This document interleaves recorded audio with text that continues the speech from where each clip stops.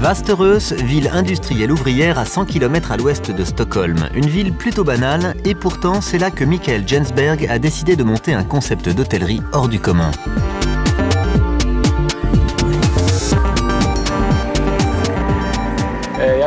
Je suis à la tête de 2 hôtels qui n'étaient pas destinés au départ à être des hôtels, mais plutôt des œuvres d'art.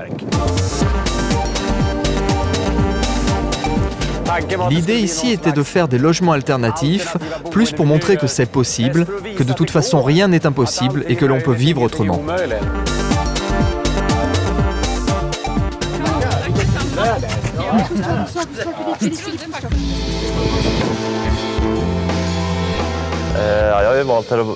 Nous allons passer une nuit ici car ma femme m'a offert ça pour mes 40 ans. Nous avions vu l'hôtel dans une émission de télévision et nous trouvions que ça avait l'air sympathique. C'est le meilleur cadeau qu'on pouvait me faire.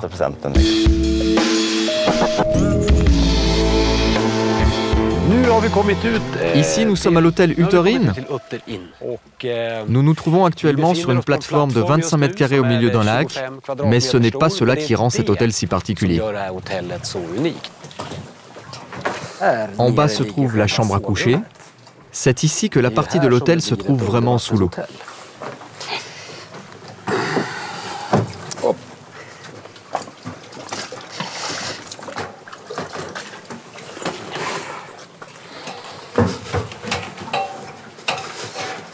Nous nous trouvons à 3 mètres en dessous de l'eau. Il y a des fenêtres panoramiques de tous côtés. C'est presque comme un aquarium à l'envers où les poissons viennent regarder et sont ébahis par ce qui se passe à l'intérieur.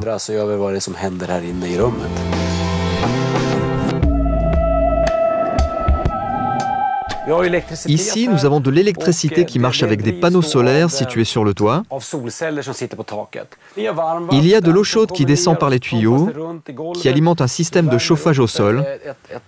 Ce système marche avec une bonbonne de gaz.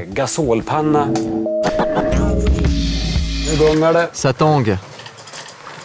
Il y a un bateau qui passe et nous suivons donc le mouvement des vagues, ce qui donne à l'ensemble un caractère encore plus aventureux. Sympa et original, mais encore faut-il avoir le pied marin. C'est la raison pour laquelle Mikael a pensé à une autre façon d'expérimenter la ville, avec une chambre d'hôtel qui permet à ses clients de prendre de la hauteur. Comment ça va? Ça marche? Nous avons de superbes visiteurs aujourd'hui. C'est un petit hôtel dans une cabane en haut d'un arbre qui se trouve au milieu de ma ville natale de Västerås, à 13 mètres au-dessus du sol, en haut du plus grand chêne. Le concept fonctionne très bien en tant qu'hôtel, ce que je n'aurais jamais cru au départ. Je n'aurais jamais pensé que des gens voudraient habiter dans une cabane en haut d'un arbre au milieu d'une ville.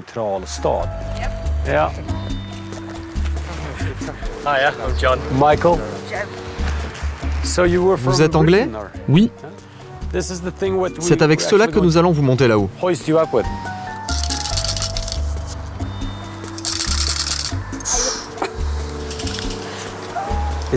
Ça fait peur? Pas tant que ça. C'est censé être un peu effrayant quand même. Un petit peu. Je voulais que ce soit un peu effrayant. Bienvenue à l'hôtel du Pivert.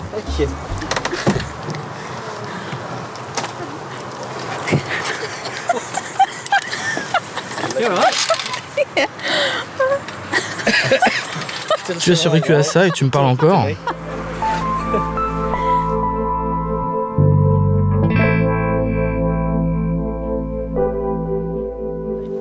Les toilettes sont dans le coin.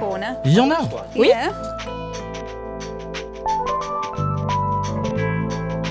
Une chambre avec vue où les gens peuvent te voir, c'est ça l'idée.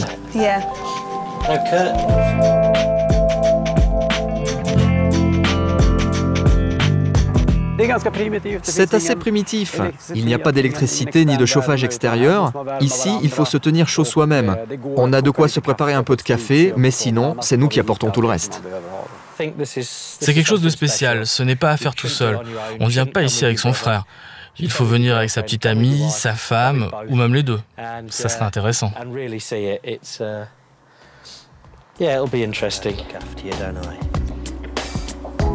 Intéressant et farfelu. En tout cas, les chambres de Mikael sont très demandées, au point qu'aujourd'hui, il espère exporter son concept au bout du monde, et même au-delà. L'objectif est que la Suède atterrisse sur la Lune d'ici 4 ou 5 ans.